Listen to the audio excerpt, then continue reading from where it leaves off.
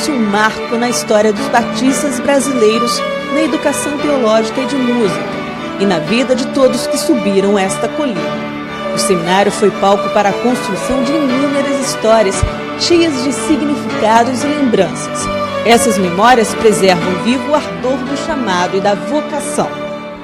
A preocupação dos pioneiros batistas em responder à demanda de formação de obreiros para a evangelização do Brasil no raiar do século XX fez nascer esse renomado celeiro de formação e preparo.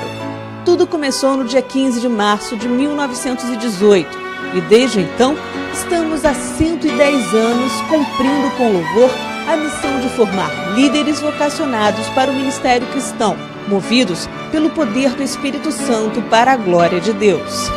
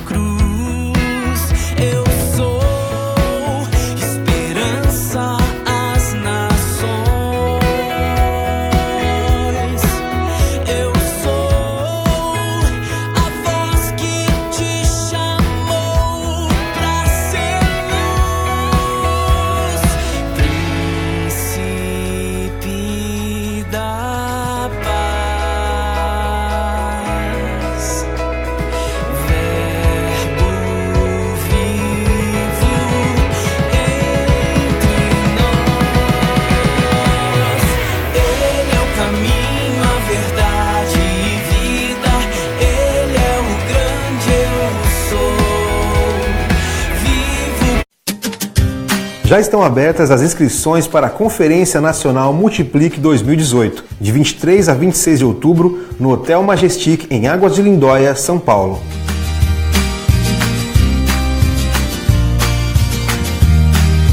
A hospedagem deverá ser contratada diretamente com os hotéis credenciados.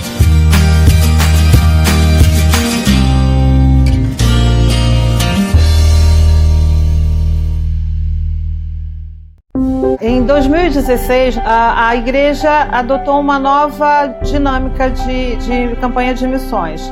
Cada PGM da igreja adotou um missionário. O meu PGM ficou responsável por contato e adotar o missionário Josivan e a irmã Silene, lá em Coari. A Igreja Batista Missionária do Maracanã tem um coração missionário. E dentro desse espírito de ser missionário, nós adotamos os PGMs, a Igreja Multiplicadora, e fazemos desta igreja uma igreja que se multiplica através dos seus pequenos grupos. Percebemos em cada componente do grupo que existe um amor muito grande por missões. Na campanha de missões nacionais, a irmã Silene veio ao Rio fazer divulgação. E durante a estadia dela aqui, a casa dela lá em Coari foi assaltada e levaram praticamente tudo da casa dela. Nosso PGM decidiu levantar uma oferta para enviar para essa irmã, o que foi abraçado também pelo nosso pastor e pela nossa igreja. A gente se envolver com o campo missionário dá a oportunidade do membro se envolver com o missionário, se envolver com a história de missões.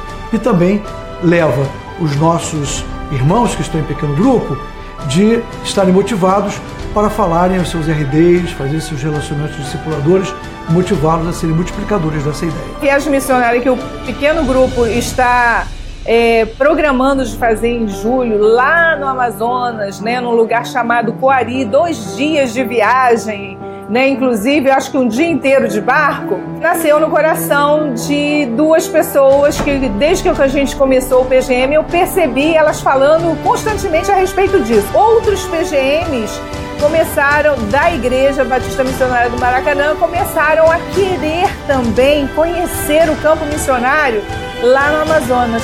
Então a gente louva muito a Deus por essas 2 moças, Denise e Ivone, que sonharam o sonho de Deus de estarem fazendo missões lá junto com os nossos missionários. O importante é que nós sentimos que nós estamos cumprindo o ID de Jesus de fazermos discípulos.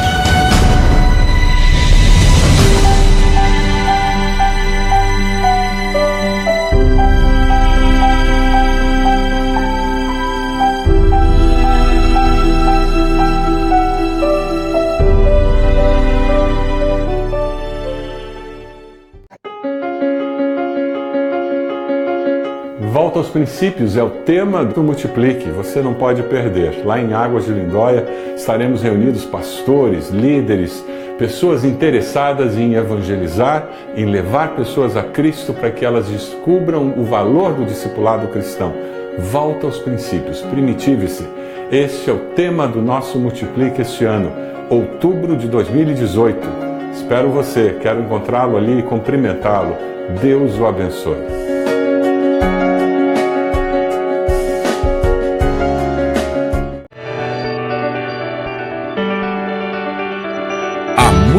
Tempo, Deus falou muitas vezes e de várias maneiras aos nossos antepassados por meio dos profetas, mas nestes últimos dias falou-nos por meio do Filho.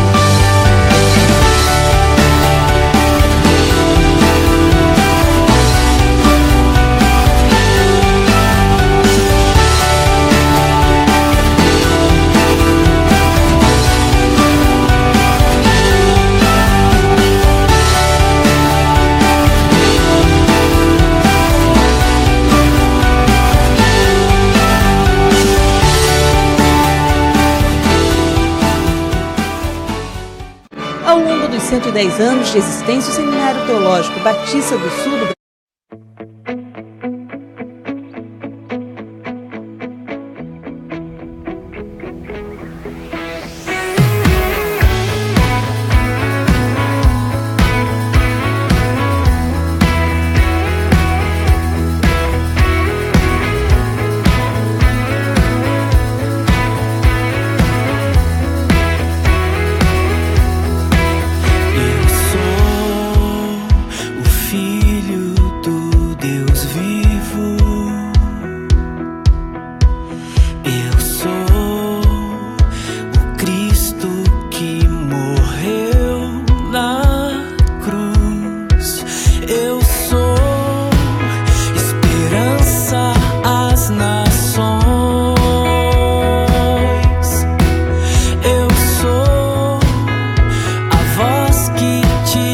chamou pra ser luz, príncipe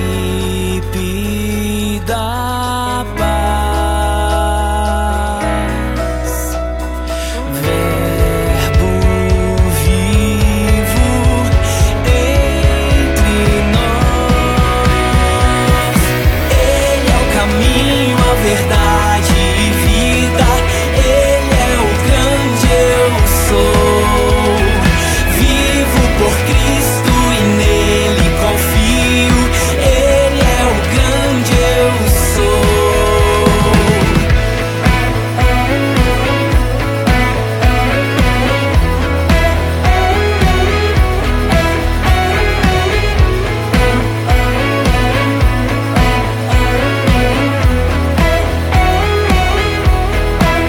Eu sou o filho do Deus vivo. Eu sou o Cristo que morreu na cruz. Eu sou esperança às nações. Eu sou a voz que te chamou pra ser luz, príncipe da paz, verbo vivo entre nós. Ele é o caminho, a verdade e vida. Ele é o grande eu sou. Vivo por Cristo e nele confio. Ele é o grande eu sou. Ele é o caminho, a verdade e vida. Ele é o grande eu sou. Vivo por Cristo e nele confio. Ele é o grande eu sou.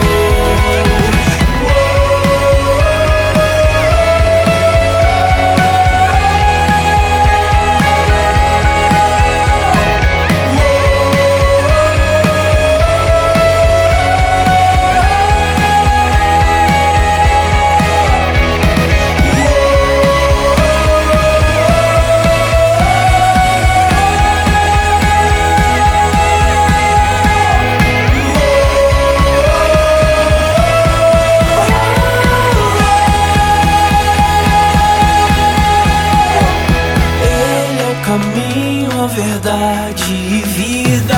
Ele é o grande eu sou. Vivo por Cristo e nele confio. Ele é o grande eu sou. Ele é o caminho, a verdade e vida. Ele é o grande eu sou. Vivo por Cristo e nele confio. Ele é o grande eu sou.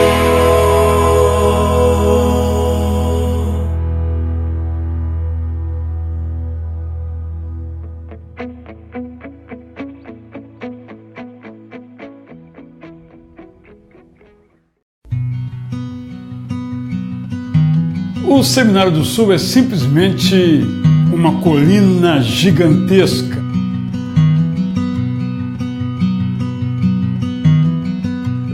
Há 26 anos eu subi a colina do Seminário do Sul para iniciar os meus estudos para a formação ministerial. A bulwark never failing. Our helper here amid the flight of mortal ills prevailing. For still our ancient foe doth seek to work us woe. His craft and power are great, and armed with cruel hate. Eu cresci praticamente aqui, meu pai era seminarista.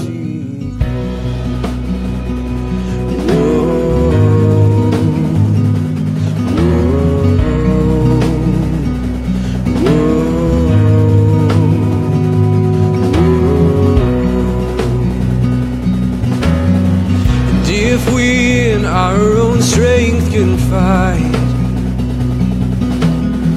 and our striving would be. Realmente eu dei muito valor a poder investir a minha vida na vida dos outros. The man of God's own choosing. You ask who that may be.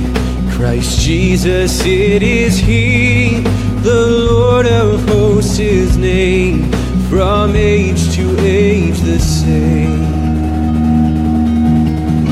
And He must win the battle. Whoa.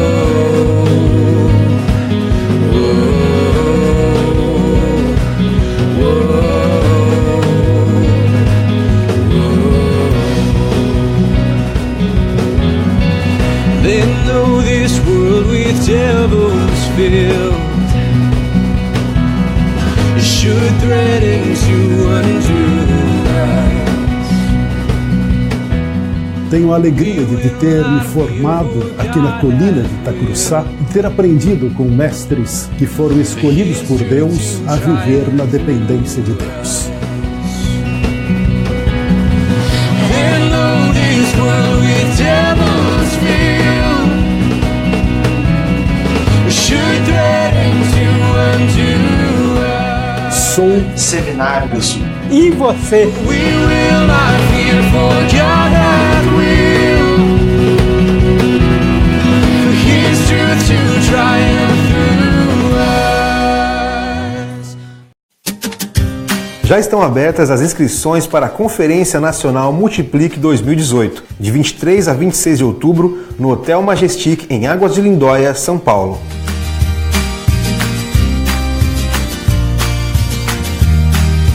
A hospedagem deverá ser contratada diretamente com os hotéis credenciados.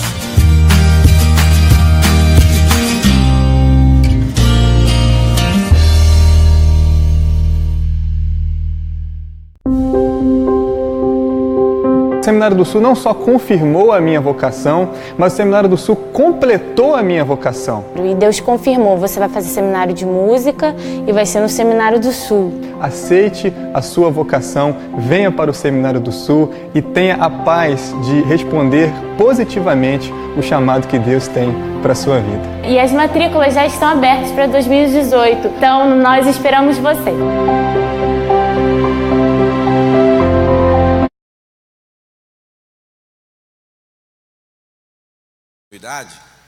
E só fazer uma observação para os irmãos. O Dr. Saião vai sair daqui 10 minutos para as 5. E a gente quer pedir um pouco de vocês de compreensão. Vocês podem, na hora que ele estiver passando, bate assim nas costas dele, Deus te abençoe, tá? Porque eu tenho que levá-lo para o aeroporto, ele tem um voo às 19 horas. E aí a gente não pode brincar. Segundo ele falou hoje pela manhã, desde o tempo de Melquisedeque, mais ou menos, né? Mais ou menos isso que ele fez já o check-in dele. Então já está pronto já há muito tempo. Ok? Vamos orar? Vamos ficar de pé e vamos orar? Senhor, nós te agradecemos por esse momento que estamos aqui e obrigado por tantas informações que temos recebido do Senhor através do pastor Saião. Rogamos a tua bênção para a continuidade desta ministração. Continua falando aos nossos corações. Em nome de Jesus Cristo. Amém.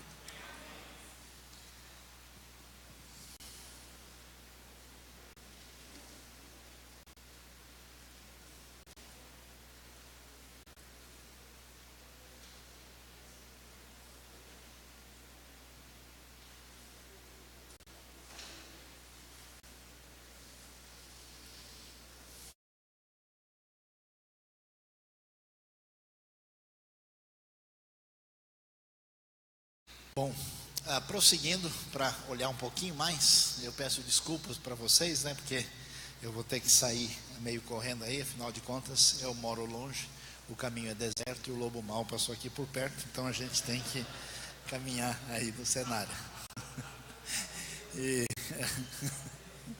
Pois é. Vamos dar uma olhada naquilo que envolvia a questão dos sacerdotes, né? Dá uma olhada, os sacerdotes descritos especialmente em Êxodo 28 e 39, você tinha o sacerdote comum, que é o sacerdote que tinha uma espécie de turbante na cabeça, essa túnica de linho branca e esse cinturão azul em volta, e usava calções feitos de linho por baixo da túnica. Era o chamado sacerdote comum. E o sumo sacerdote, que era o que podia entrar no Santo dos Santos uma vez por ano, ele tinha mais 4 vestimentas, totalizando 8, que envolvia o quê? Essa túnica azul sobre a túnica de linho fino. Na túnica azul havia uma intercaladamente algumas romãs e pequenos sinos.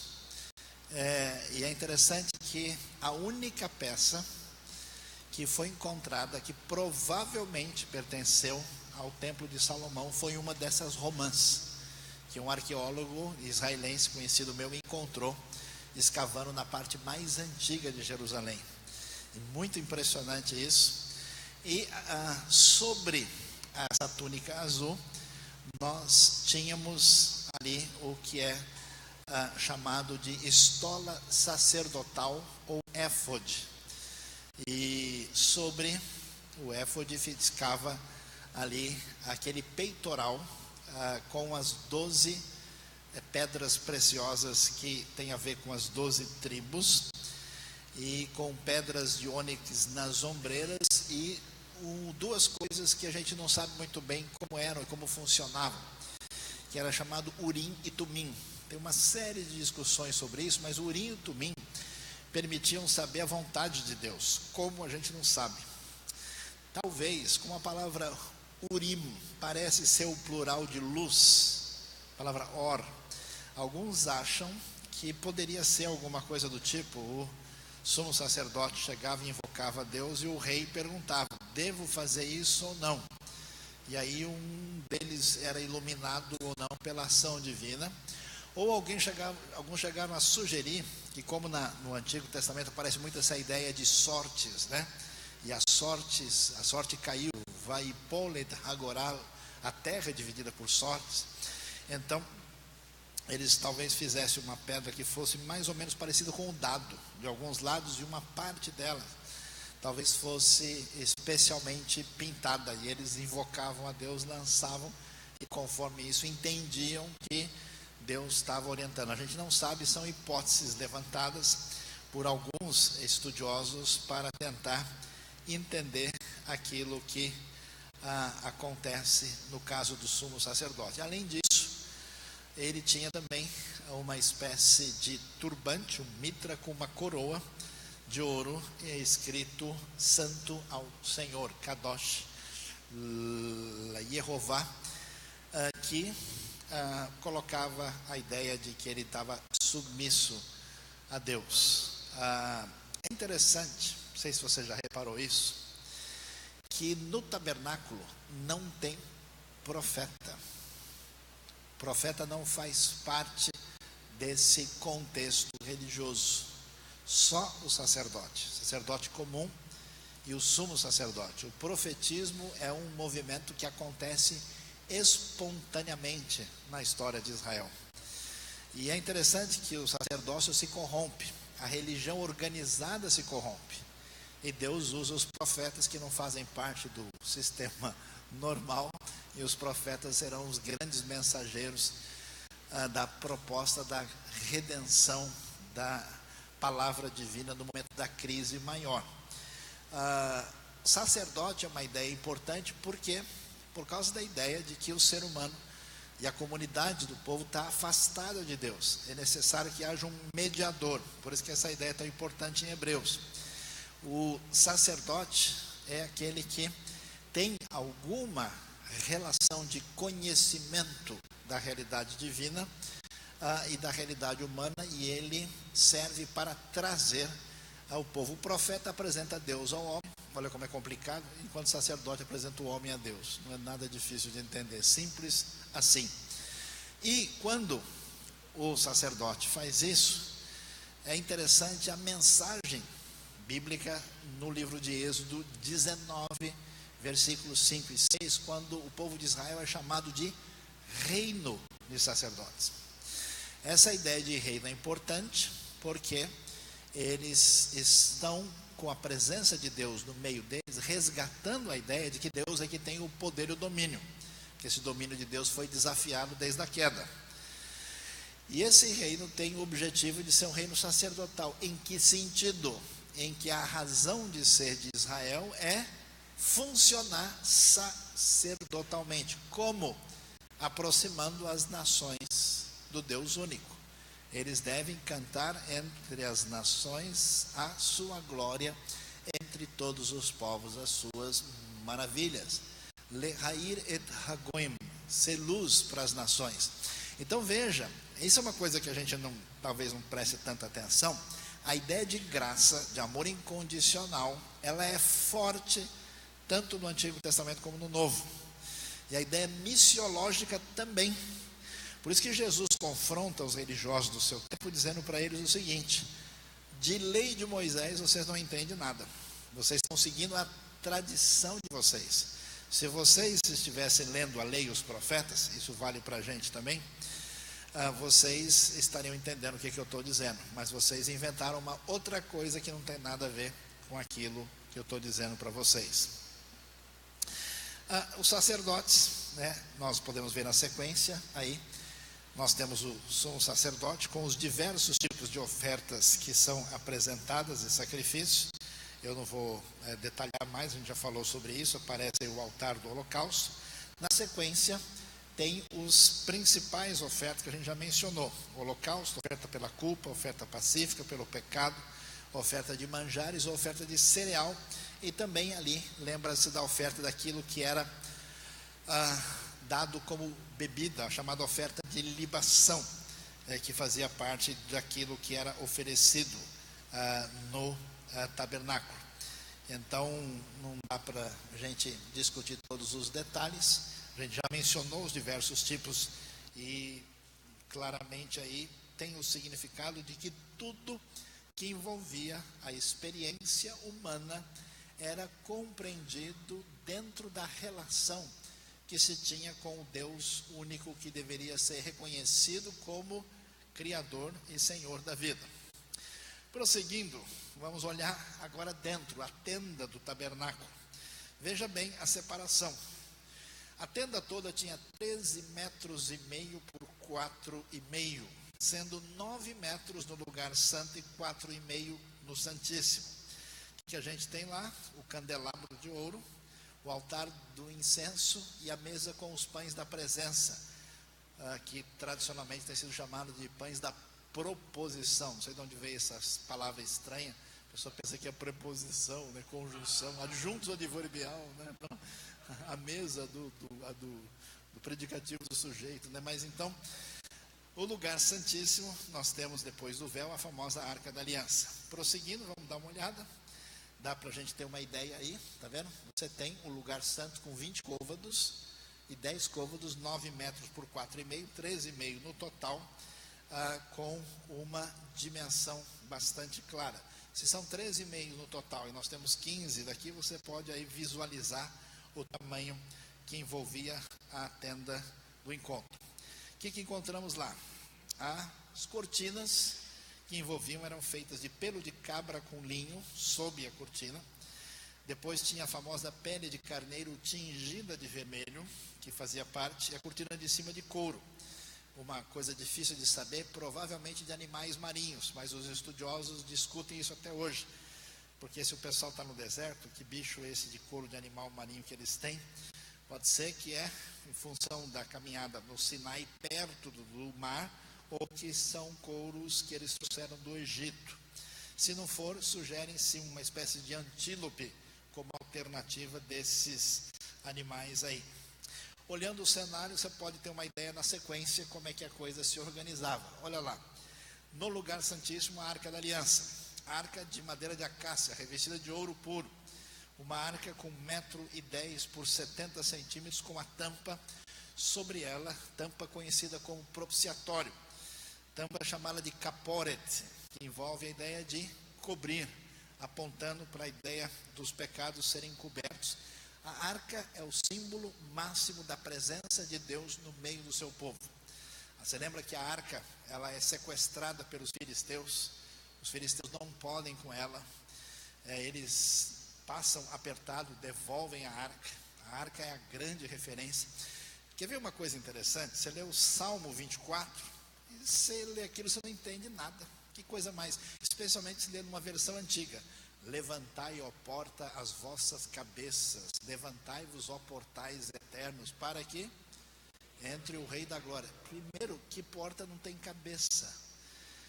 Como é que levantai-vos as vossas cabeças, ó porta? Do que o texto está falando? E portal eterno, só se for em filme de ficção científica, nenhum portal é eterno, todos eles têm começo e fim, só Deus é eterno. Que história estranha é essa? Do que o texto está falando? Muito provavelmente, o sentido tem a ver com momentos de celebração que envolviam a chegada da arca depois de uma vitória. Porque lembra do texto? Eles falam o quê? Quem é o Rei da Glória? Qual é a resposta? O Senhor soberano, o poderoso nas batalhas. Por que isso? É simples, o pessoal está chegando com a arca, comemorando, e aí o sujeito pergunta, né? Quem é o Rei da Glória? O pessoal, o soberano, o Senhor, poderoso nas batalhas. O clima é de comemoração, de triunfo, de vitória. E que portais, que história é essa? Levantai-vos, ó, as vossas cabeças, quer dizer, abram-se completamente, ó portas. Da onde? Provavelmente de Jerusalém. Talvez da entrada do templo já estabelecido. Para que entre o rei. Como é que o rei vai entrar? Representado na arca, comemorado. E essas portas não são eternas. A palavra hebraica significa antigas. E aí eles comemoram por causa da arca. A arca que desapareceu quando, na ocasião da chegada dos babilônios, quando a literatura não inspirada judaica fala que Jeremias, na época dele, a arca foi escondida, levada para longe, por isso a arca não aparece mais no período posterior, e ela é, né, o grande elemento que até o Indiana Jones andou tentando procurar há alguns anos atrás. Depois, entrando na área agora do lugar santo, você tinha o que? O famoso altar, que era um altar de oração pequeno, que tinha 2 côvados por 90 centímetros por 45, também feito de madeira de acácia e coberto de ouro. Em seguida, nós temos a menorá. O que é a menorá? O candelabro. Candelabro, peça interessantíssima, né, que a gente vê. Tem coisa que a gente não se liga, né? Jesus diz assim: eu sou a luz do mundo, quem me segue não dará em trevas. No contexto onde o pessoal sabia o que era a menorá, e sabia o que era a festa de Hanukkah, derivada da menorá, que depois a gente vai explicar. E se você entender, você vai menorar a cada dia. Amém, irmãos? A menorá, só para ver se você está funcionando, se o café está fazendo efeito, né?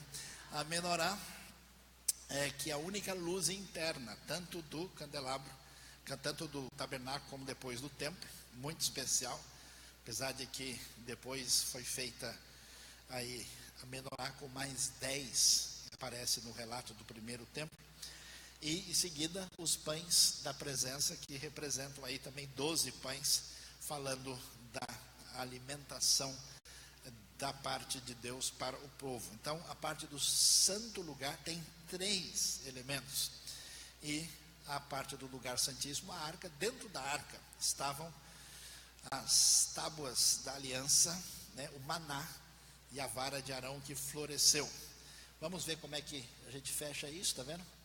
Mais uns, você vê a separação, né? Mais um toque para frente aí, a gente vê, né, as cortinas agora colocadas sobre, mais aí nós temos aí o véu que separando o lugar santo do santíssimo. É interessante que o véu tem o quê? Querubins.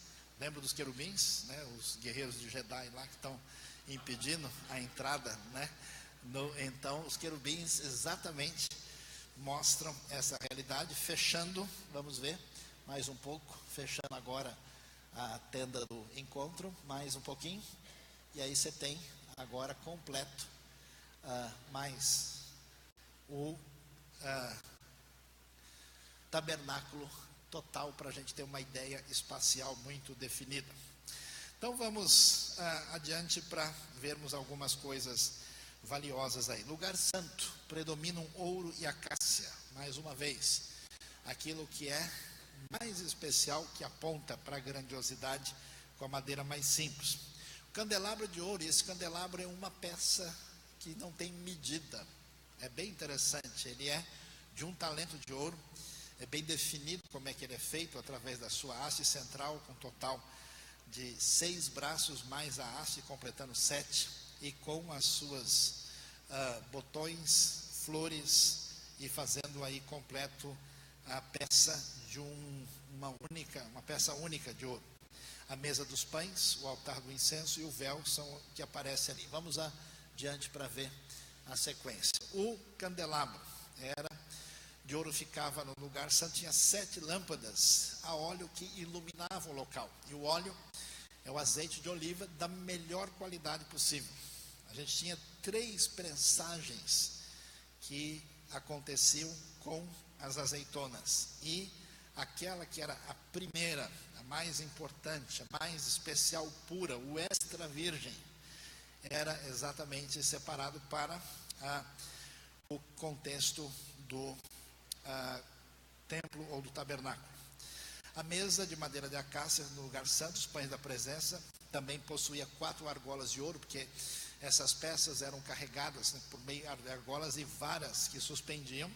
E os pães, representando as 12 tribos, também simbolizavam o alimento espiritual que Deus concede ao seu povo. Tem muita coisa interessante que a gente não conhece, porque a tradição judaica fez o seguinte: ela se baseia naquilo que a Bíblia conta, que vocês conhecem, dos 5 livros, e naquilo que a tradição escreveu depois, que veio a trazer o que é chamada a tradição talmúdica, a Torá Be'al-Pé, chamada Torá oral. E aí tem um monte de coisa que a gente nunca ouviu em lugar nenhum que aparece. E o que a tradição vai dizer é que depois do tabernáculo, do primeiro templo de Salomão e do templo segundo da época de Jesus, que foi construído, na época de Herodes, que esse templo fala de milagres extraordinários, e entre eles contam umas histórias de que a fumaça que subia dos sacrifícios que estavam no altar do holocausto, ela sempre iria em linha reta.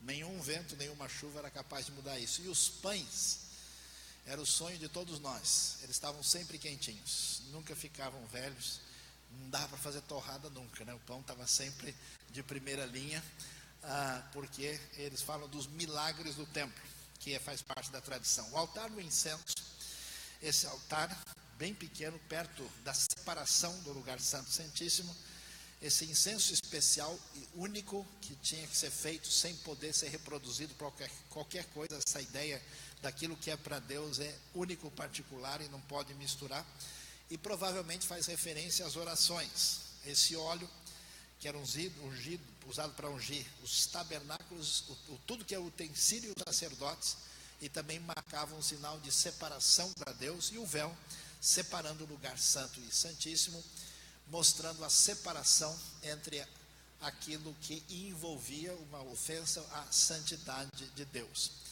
Então, todo esse elemento concreto mostrava para a gente esse tipo de distanciamento que precisava ser vencido nessa espécie de celebração da aproximação entre o indivíduo e Deus. O candelabro, a menorá, única iluminação do tabernáculo. Veja os detalhes que envolvem o candelabro. Era feito de 1 talento, 35 quilos, de ouro batido, uma só peça. 6 braços saem da haste central, formando 7 no total. Cada braço tinha botões, flores e taças em forma de flor de amêndoas para receber azeite puro de oliva. O sacerdote tinha que aparar os pavios e deixar acesas as lâmpadas. O candelabro trazia luz para a tenda e era a primeira peça vista quando se entrava nela. Lembra, dá as costas para o sol, entra lá dentro e logo vê a luz, que é outra. Não da celebração idólatra, para mostrar que Deus é luz. Esse candelabro, existe hoje um movimento judaico religioso que está reconstruindo todas essas peças, tentando fazer da melhor maneira possível. Eles fizeram uma menorá de ouro em Jerusalém, que tem um peso um pouquinho maior, estão usando um talento aí com um pouco diferente. A peça não tem tamanho definido, só tem peso definido. E a ideia de iluminação, ela é extremamente significativa e valiosa, e deu origem a uma tradição que a gente não conhece muito. Quando foi na época do domínio grego da terra de Israel, época do domínio seleucida, época dos macabeus ou asmoneus na sequência, os gregos, época de Antíoco Epifânio, cercam e atacam os judeus para tentar retrair esse zelo religioso que eles estavam mostrando. E a resistência feita pelo Judas Macabeu, eles vão para dentro do templo e estão lá diante da menorá e colocam óleo para deixá-los ali durante a noite, mas só tinha óleo para uma noite. E aí eles são cercados e acabam ficando 8 noites lá e o óleo não acaba, segundo o que a tradição nos conta. E aí essa multiplicação é chamado milagre de Hanukkah. Isso aconteceu em dezembro e aparece, sabe aonde? No seu Novo Testamento, João 10, versículo 22. E lá é chamado de Era Inverno, a festa da dedicação, que tem esse nome porque quando o templo foi liberado, depois que na época do Antíoco Epifânio, eles tentaram matar um porco no Santo dos Santos, mataram 40 mil judeus, fizeram um processo de sacrilégio terrível. Quando o templo foi de fato rededicado, essa festa de Hanukkah lembra disso. E adivinha vocês, sabe por que no Natal de vocês tem um monte de luzinha? Tudo emprestada do Hanukkah, uma espécie de gato teológico, luzes que foram puxadas, não sei se o pessoal pagou a conta, não pagou, mas puxaram. É muito engraçado porque o nosso Natal tem uma origem das tradições europeias, as luzes são judaicas e as principais músicas de Natal que a gente conhece foram feitas por judeu. Vai entender um negócio desse. Começa só tomando um copo d'água para a gente poder ver se o negócio funciona ou não. Por isso existe um candelabro diferente chamado Hanukkah, que é um candelabro de 9 braços. Me lembro de um amigo meu que chegou desesperado: nossa, eu comprei um candelabro com defeito aqui, eu fui lá, pedi, o cara me deu esse, fui ver, ele tem 9 braços, tem algum problema, isso aqui está errado, deve ter sido feito em algum lugar aí, eu vou devolver. Eu falei: não, esse aí é outro. Não é defeito? Eu falei: não, é isso mesmo. Então um é a menorá e o outro é a Hanukkah. A mesa dos pães da presença, descrita lá em Êxodo 25, que o sacerdote preparava, era também de madeira de acácia revestida de ouro, com borda de ouro ao redor, de 4 dedos, com uma moldura. Uma argola de ouro em cada ponto, também para cada canto, para as varas de carregar, varas também de madeira de acácia revestidas de ouro. Esse altar, que pode ser observado na sequência, como é que ele era devidamente organizado, e como a gente mencionou, tem a ver com o incenso e a questão das orações diante de Deus. Esse altar do incenso era, vamos passar aí, que acho que acabou repetindo o slide aí, pode ir adiante, pode passar tudo, isso, vamos lá.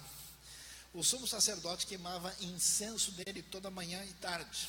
O fogo do incenso vinha do altar de bronze, o altar lá fora, lá onde era o sacrifício, trazia. Deus exigia um incenso especial aromático, uma mistura usada para o tabernáculo, para ser queimada no altar do incenso. Essa mistura que foi reconstituída hoje, tem um cheiro diferente, não podia, tinha direitos autorais, copyright, não podia pegar e sair reproduzindo. Caso o sacerdote queimasse outro incenso, ele podia morrer. Lembra aliás, outra coisa interessante em Levítico, porque quando você vê Levítico, você tem o capítulo de 1 a 7, só tratando das 5 ofertas, tanto da como é que elas devem ser definidas e como é que é a prática, né, as orientações gerais e como é que elas devem ser exatamente executadas.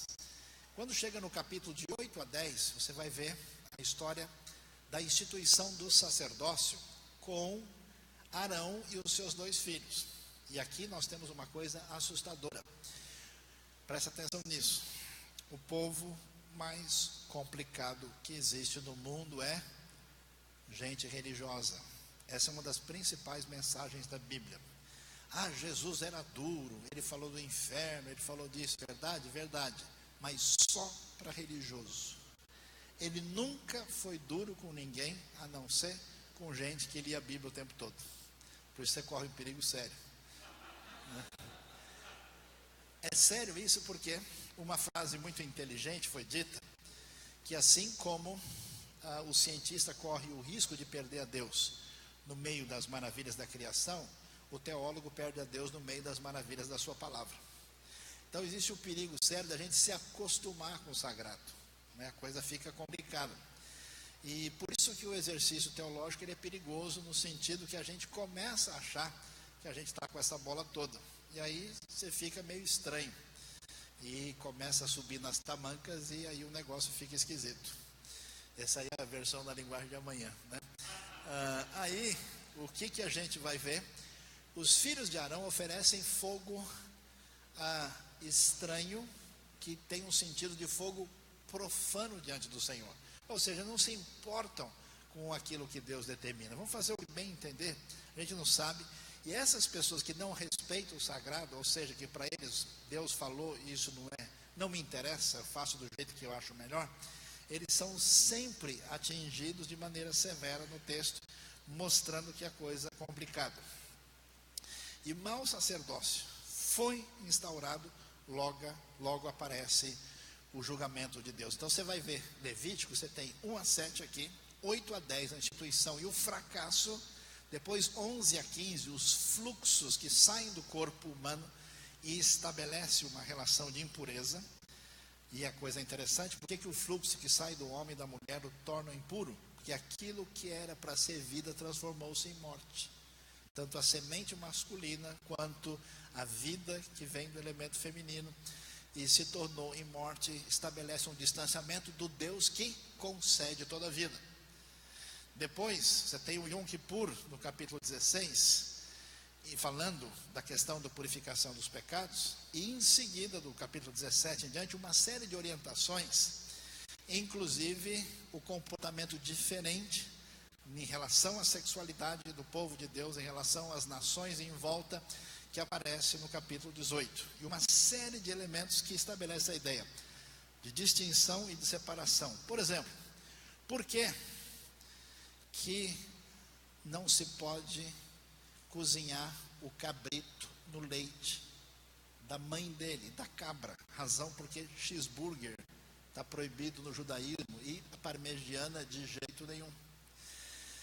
Qual é o problema? Muito provavelmente o que acontecia é que isso era um ritual cananeu e que envolvia uma relação problemática com a celebração da vida, que geralmente envolvia um culto de fertilidade e de imoralidade, ou tinha alguma coisa a ver com essa fascinação terrível pela morte. O Deus da vida nos dá vida, vocês não devem se envolver com qualquer coisa que seja destruição, o seu corpo é sagrado, não façam marcas, nem cortes, não se machuquem por causa da relação com Deus. Então esse tipo de coisa é diferente, e isso é celebrado, e isso é distanciado, e qualquer coisa que evoque uma outra realidade que rompa com esse Deus é julgada de maneira intensa. Uma vez ao ano, no Yom Kippur, as pontas do altar eram aspergidas com o sangue da oferta pelo pecado, com essa ideia clara de que o sangue trazido, como foi mencionado numa conversa nossa aqui, o animal é, na verdade, morto lá fora, antes de chegar, e esse sangue que era para ser vida, ali oferecido, tem poder de modo que a vida que vem de Deus, pelo sacrifício, cobrindo os nossos pecados, pode nos restaurar diante de Deus. O lugar santíssimo, a Arca da Aliança, o chamado propiciatório, a tampa e a nuvem com a coluna de fogo no lugar santíssimo. A Arca da Aliança, caixa retangular, ela não é tão grande, 1,10 m por 70 centímetros, recoberta de ouro, lugar dos 10 mandamentos, celebração da lei de Deus, como a gente mencionou ontem à noite. A lei, entendam bem isso, a lei é a coisa mais importante dada por Deus na primeira aliança. Isso é tão sério que na tradição judaica, por exemplo, é como se os 5 livros da lei fossem um cânon dentro do cânon, se fosse um livro de categoria acima dos outros. Por isso, a lei é a vontade de Deus, e todo objetivo do ser humano é cumprir essa vontade divina. Por isso o judaísmo até hoje, em todos os seus sentidos, se preocupa como é que a lei tem que ser guardada. E qual é a crise do judaísmo? Grande parte dos 613 mandamentos da lei não podem ser cumpridos. Por quê? Porque eles são culticos, eles são litúrgicos. Vocês estão lendo comigo aqui os mandamentos? Eles são litúrgicos. E como eles são litúrgicos, não dá para cumpri-los, a não ser que aconteça o quê? Até que surja o templo. Porque o tabernáculo se torna o primeiro templo de Salomão, por 9 metros por 27, 243 metros quadrados de base. Esse templo é destruído e depois é reconstruído na época do retorno e ampliado e embelezado na época de Herodes. Sabe da coisa interessante? O templo, está sentado aí? Tudo certo? Eu vou até sentar, porque senão vai ser perigoso. O templo foi destruído as 2 vezes no mesmo dia no calendário hebraico.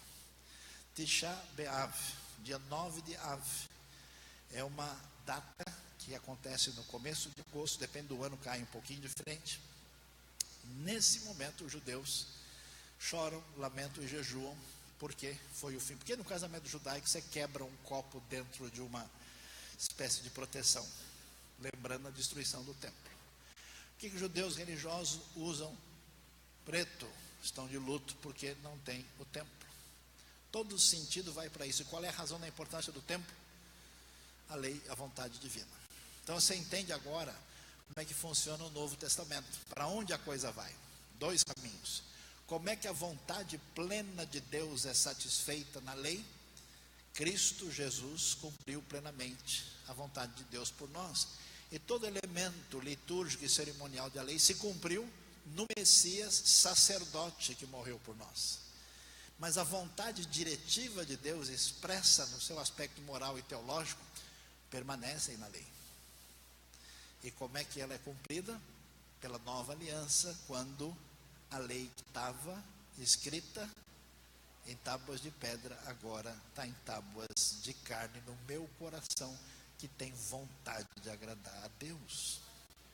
É muito demais esse negócio.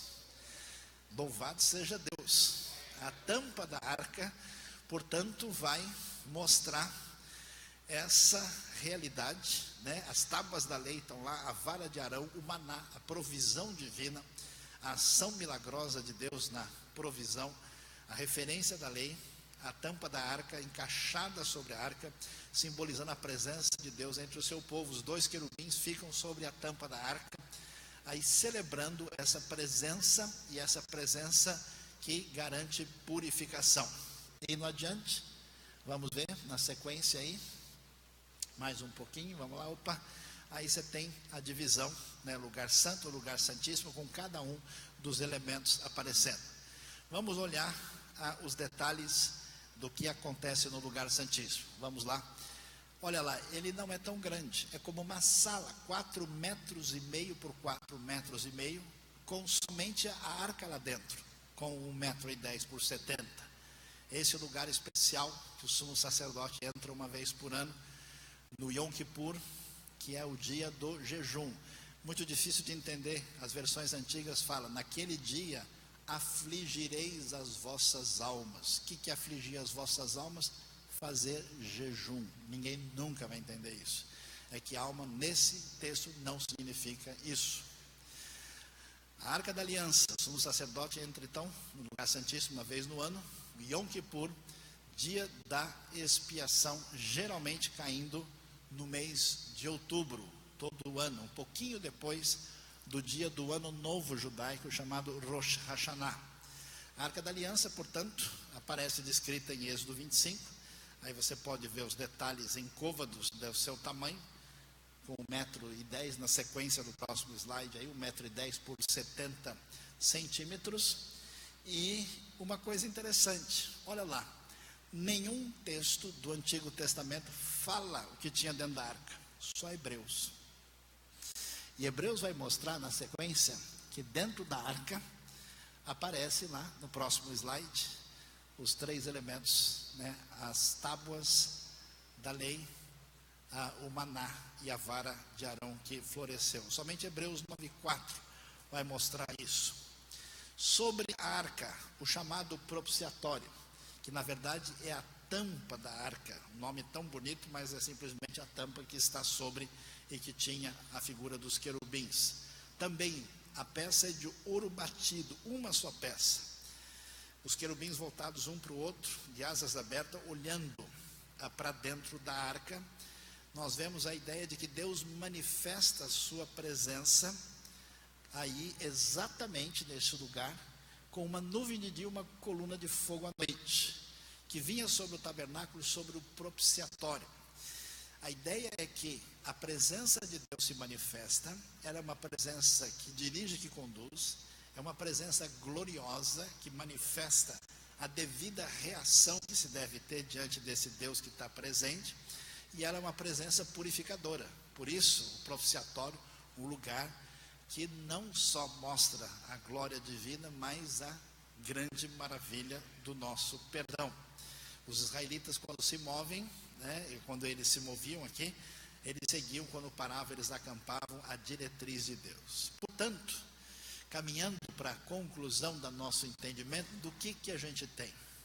O tabernáculo é uma referência clara de teologia do culto. Se Deus está presente, se Deus veio em busca de nós, a questão é como é que a gente deve se apresentar diante dele. Nós estamos num momento difícil da nossa jornada de fé. Hoje nós temos os shows cada vez mais religiosos. Você vai num show aí, eles estão cada vez mais místicos e trazendo elementos religiosos para dentro da linguagem do mundo secular. Você vai na igreja, ela está com mais cara de show do que nunca. Você não sabe se você está diante de alguém que adora ou de alguém que centraliza a atenção em si mesmo. A coisa está ficando um pouquinho difícil e perdendo uma relação de sintonia com a proposta.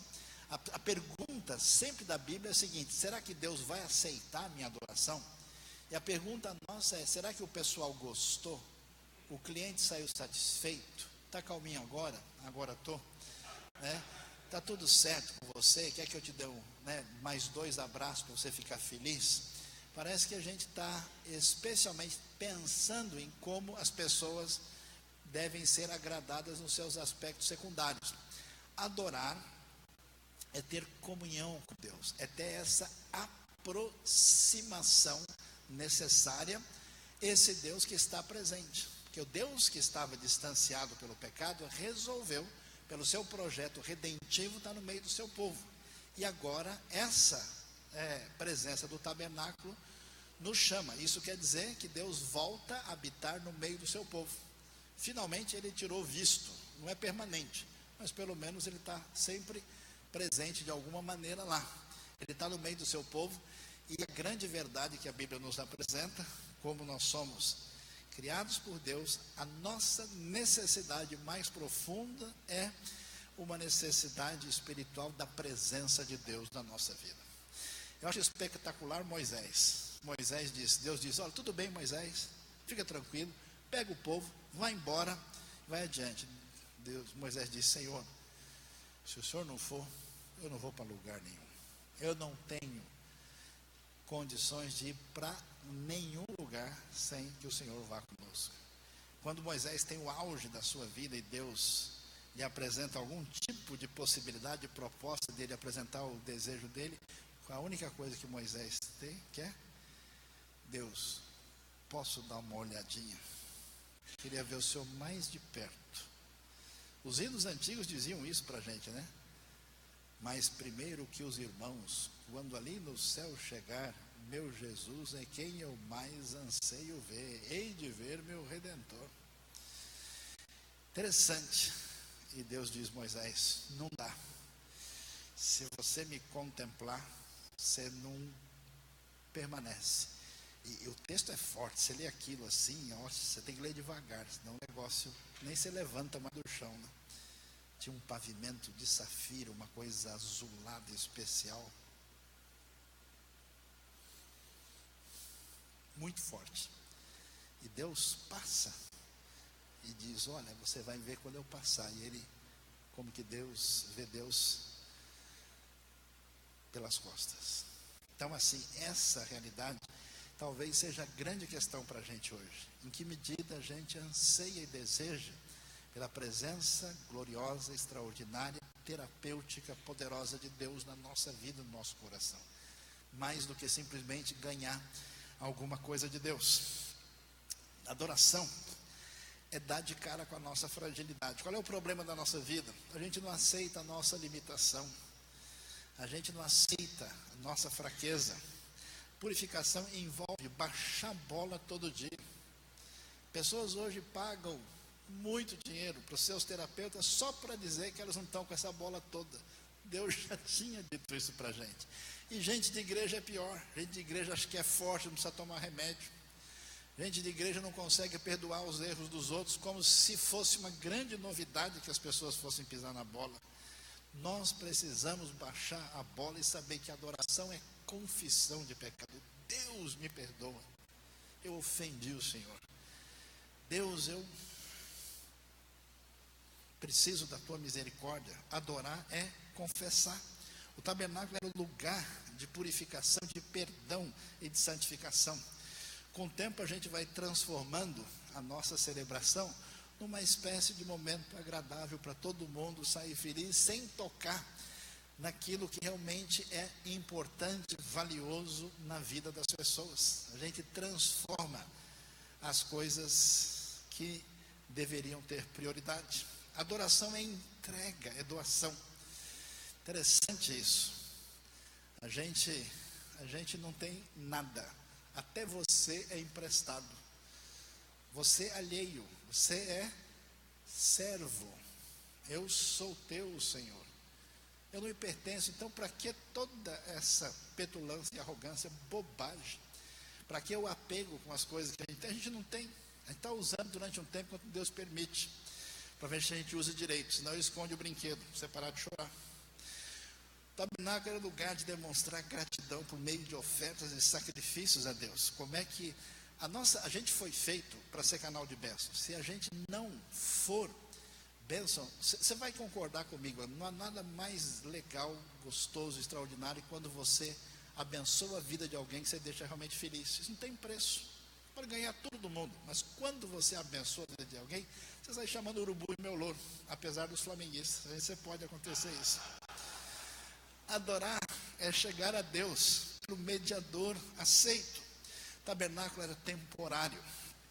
Hebreus nos revela que toda essa teologia espetacular do tabernáculo nos revela a sua relação com a realidade plena, completa, escatológica com a pessoa de Jesus, é chegar a Ele.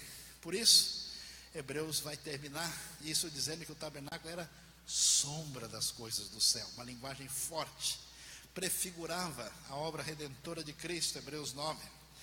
O tabernáculo perfeito está no céu, onde Jesus é o nosso sumo sacerdote. Tem até uma frase estranha lá, que Jesus entrou e para purificar as coisas que estão no céu. Que coisa esquisita é essa? O que está sujo lá no céu?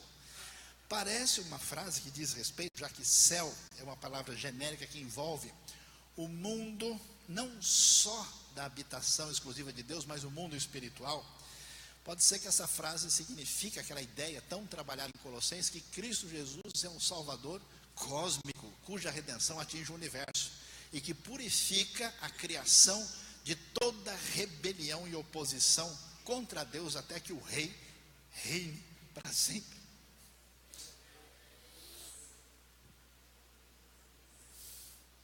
Hebreus então vai dizer: pois Cristo não entrou em santuário feito por homens, uma simples representação do verdadeiro, entrou nos céus, para agora se apresentar diante de Deus em nosso favor, não porém para se oferecer repetidas vezes, a semelhança do sumo sacerdote, que entra no Santo dos Santos todos os anos com sangue alheio. Se assim fosse, Cristo precisaria sofrer muitas vezes, desde o começo do mundo, mas agora ele apareceu uma vez por todas no fim dos tempos, para aniquilar o pecado, mediante o sacrifício de si mesmo. Da mesma forma como o homem está destinado a morrer uma só vez, depois disso enfrentar o juízo, assim também Cristo foi oferecido em sacrifício uma única vez, para tirar os pecados de muitos, meus e seus, e aparecerá a segunda vez, não para tirar o pecado, mas para trazer salvação aos que o aguardam. O altar de bronze, Jesus é o sacrifício supremo oferecido ali. Sangue de animais purificava e perdoava o povo temporariamente. Jesus, sacrifício supremo, sua morte torna o salvo puro para sempre.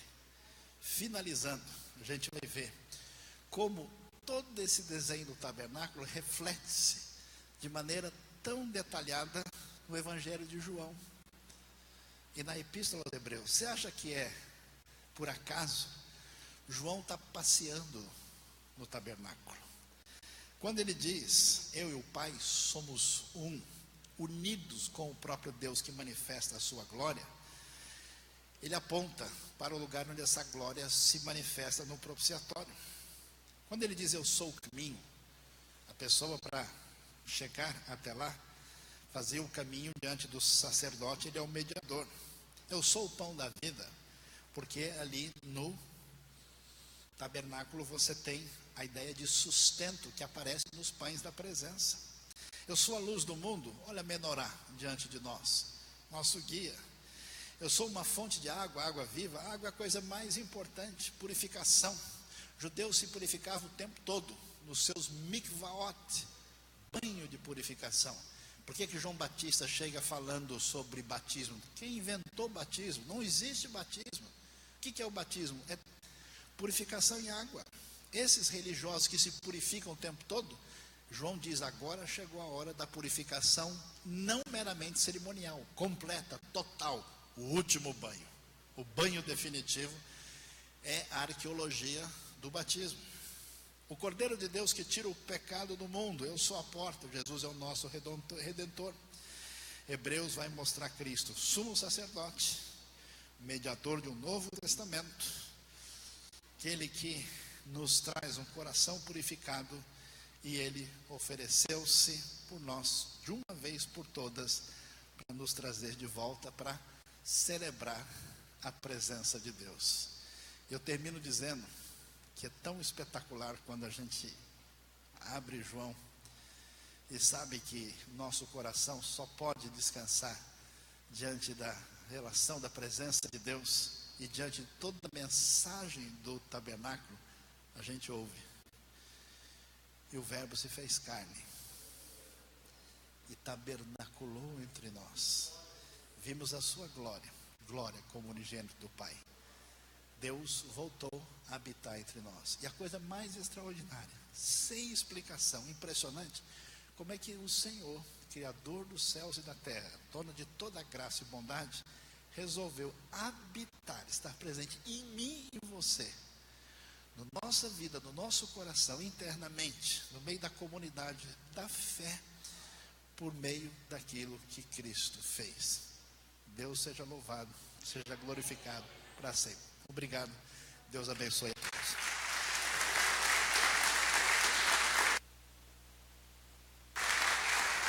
Vamos nos colocar de pé, queridos, vamos orar. Convidar aqui a irmã Lorena para orar, agradecendo a Deus esse tempo aqui. Estaremos Já. Pode subir, Lorena, aqui bem rápido, orando, agradecendo a Deus pela vida do pastor Saião e pedindo que possamos chegar em paz, que todos os carros saiam do meio e da frente e que possamos chegar aí lá a contento.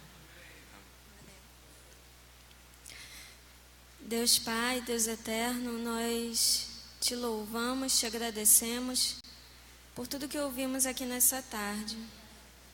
Pai, obrigada porque, mesmo a gente tendo tanta dificuldade de entender como o povo de Israel tinha, mesmo assim o Senhor continua nos buscando, nos ensinando, e o Teu Espírito Santo continua nos ensinando a cada dia.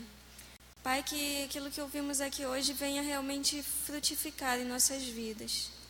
Que aquilo que temos ouvido esses dias nessa conferência venha realmente frutificar no nosso coração. Que venhamos realmente não só ouvir, não nos encher de conhecimento, mas que isso venha realmente transformar nossas vidas, nossos corações a cada dia.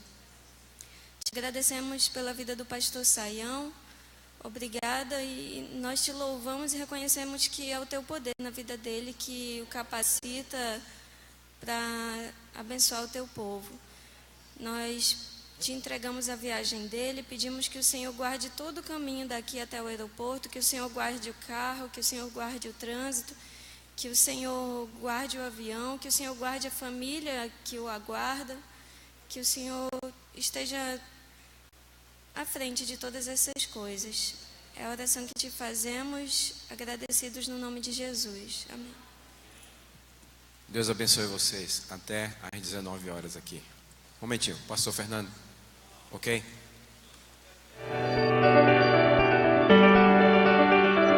Há muito tempo, Deus falou muitas vezes e de várias maneiras aos nossos antepassados por meio dos profetas. Mas nestes últimos dias, falou-nos por meio. Ao longo dos 110 anos de existência, o Seminário Teológico Batista do Sul do Brasil tornou-se um marco na história dos batistas brasileiros na educação teológica e de música, e na vida de todos que subiram esta colina. O seminário foi palco para a construção de inúmeras histórias cheias de significados e lembranças. Essas memórias preservam vivo o ardor do chamado e da vocação. A preocupação dos pioneiros batistas em responder à demanda de formação de obreiros para a evangelização do Brasil no raiar do século XX fez nascer esse renomado celeiro de formação e preparo. Tudo começou no dia 15 de março de 1918 e desde então estamos há 110 anos cumprindo com louvor a missão de formar líderes vocacionados para o ministério cristão, movidos pelo poder do Espírito Santo para a glória de Deus.